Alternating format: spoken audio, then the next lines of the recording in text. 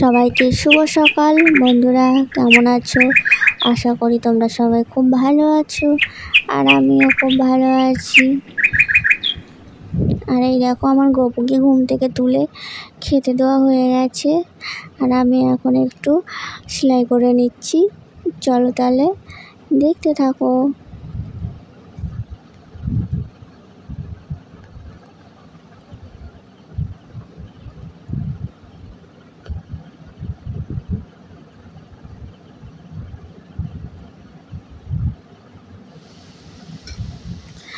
দেখো, সেলাই করে চলে এসেছি রান্না করতে। আজকে উনুনে রান্না হচ্ছে, আর এই দেখো রান্না করছি।